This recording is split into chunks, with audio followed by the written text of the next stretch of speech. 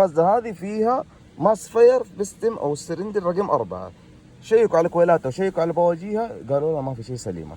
فالان حنشوف وين الخلل، حنرجع نشيك ونشيك بطريقه اخرى ونقول يا رب. الكويلات واحد حطينا مكان 4 و4 مكان 1 عشان الخلل يتنقل واحد، ما زالت موجوده التفتفه والماسفير في 4. فالحين بننقل البواجي الخطوه اللي بعدها، نحط واحد مكان 4 ومكان 1. ان شاء الله نقول بواجي لانه بواجي شغله سهله. بكويل 4 بكويل 1 ونشوف. بس بس ممتاز ما شاء الله. 120 بس. ممتاز. من وين صوت يطلع؟ من 21. خلاص نزلنا الثلاجة حق المازدا عشان نفتح البخاخات.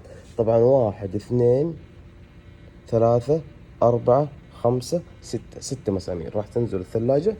بعد كذا راح نفتح مصات البخاخات. نحن خربان عندنا بخاخ رقم 4، ومو أول سيارة بيخرب فيها بخاخ رقم 4 في المازدا. في هذه البخاخات، هذا بخاخ رقم 1، هذا 2، هذا 3، هذا 4. نقول بسم الله الحين. دائما بننصح انه سيارات الجي دي اي تهتم بنظافتها بشكل افضل واقوى من السيارة البخاخات العادية، لانه البخاخات الجي دي اي ما تبخ على البلوف وبالتالي تتراكم الكربون والاوساخ على البلوف، تسبب لك صرفية ومشاكل كثيرة في السيارة. فانصح بتنظيفها بشكل مستمر. نزلنا بس بخاخ رقم 4، شوفوا كيف مسدود، شايفين كيف الوساخ اللي عليه، شايفين كيف؟ هذا السبب. العميل جاب بخاخ جديد. مشكلة سيارات الجي دي اي انه اصحابها البعض ما بيعتنوا فيها. شوفوا كيف كمية الوساخة اللي تنزل من البخاخ هذا رقم 4. قيمة البخاخ 650 ريال. انه قد انفكت البخاخات قبل كذا، او بخاخ رقم 3 قد انفك، لانه هنا اثار غرق على الجلدة. وغير كذا نفس الفيشة هذه الكبس حقها هذا مكسور، الكبس حقها وينه رقم 3 هذا اتوقع. ايوه هذا اتوقع فيها فتايد. ركز لي في اداء بخاخ رقم 3، هذا بخاخ رقم 3. حنشوف كيف اداؤه. بسم الله. بخاخ رقم 3، شوف كيف البخ، شوف كيف قوة البخ، الدخان كيف، شايفين كيف البخ ما شاء الله تبارك الله. ركز لي على البخات كيف المعدومة. كربون اللي على الفتحات شايفين، ان شاء الله تبان معنا. شايفين الكربون على الفتحات دايرية، شايفين كربون. راح نجيب الفرشة الصغيرة هذه وننظفها. بسم الله. شوف نشوف الفرق كيف يحصل. شوف كيف الفتحة صارت دائرية بالكامل. شوفوا هنا في كربون، شايفين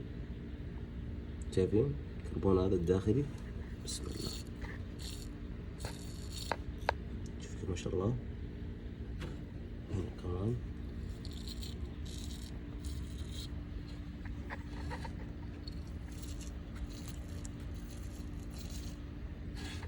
الفرق.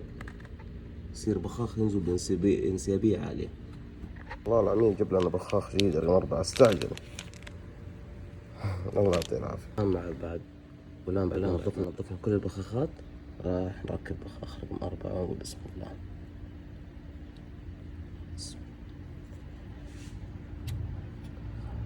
يا رب ما تضيع لنا تعب. راح نجيب المسطرة ونسقطها. بسم